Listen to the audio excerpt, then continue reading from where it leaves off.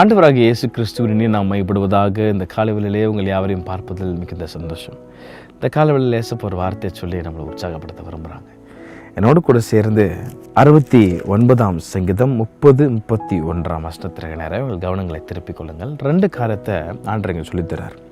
நான் வாசிக்கிற கவனிங்களேன். தேவனுடைய நாமத்தை பாட்டினால் துதித்து அவரை ஸ்தோத்திரத்தினால் மகிமைப்படுத்துவோம் அப்படின்னு சொல்கிறார்.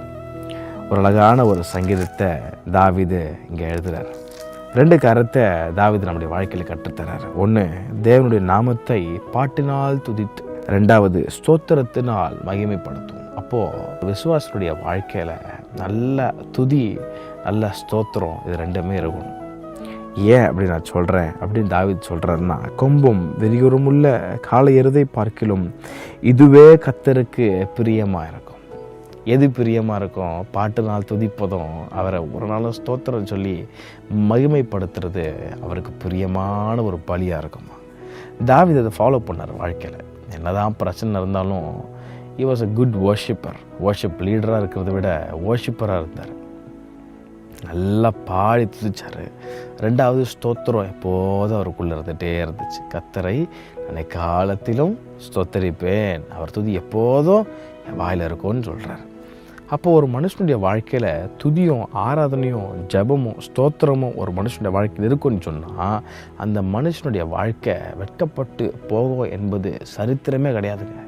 வெட்கப்பட்டு போகவே போகாது. அந்த துதி பலி ஒரு மனுஷனுடைய வாழ்க்கையில் இருக்கிறனால அவன் மென்மேலும் உயர்வான தவிர கர்த்தர் ஒரு நாளும் அந்த மனுஷனை வெட்கப்படுத்தவே மாட்டார். தாவீது ஒரு பெரிய எக்ஸாம்பிள். எவ்வளோ சூழ்நிலைமை அவனை கீழே தள்ள வந்துச்சு, எத்தனையோ எதிரிகள் வந்தாங்க. ஆனால் அந்த மனுஷனுடைய வாழ்க்கையில் துதி இருந்துச்சு, ஸ்தோத்திரம் இருந்துச்சு. பாருங்கள், இன்னி வரைக்கும் 2023 இன்னி வரைக்கும் தாவீதினுடைய பெயரை கர்த்தர் பெருமைப்படுத்தி வச்சிருக்கிறாரு. எருசலேமில் இன்றைக்கும் there is a place called City of David.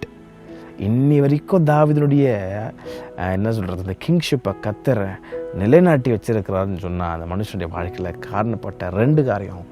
1, பாட்டினால் துதிச்சாராம். 2வது ஸ்தோத்திரம் அவருக்குள்ளே இருந்துச்சான். வெட்கப்பட விடவே மாட்டாருங்க. துதிக்கிற மனுஷனை வெட்கப்பட விடவே மாட்டார். இந்த கால வேளையில் நல்ல ஃப்ரீ டைம் நல்லா துதிங்க. சண்டே ஆராதிக்கிறது நல்லது தான், ஆனால் தனிப்பட்ட விதத்தில் நல்லா துதி இருக்கணும், நல்ல ஸ்தோத்திரம். இதை ஃபாலோ பண்ணி பாருங்கள். உங்கள் வாழ்க்கையில் பெரிய காரியங்களை கர்த்தர் செய்வார். கர்த்தர் தாமே யாவரையும் ஆசீர்வதிப்பாராக. ஆமென்.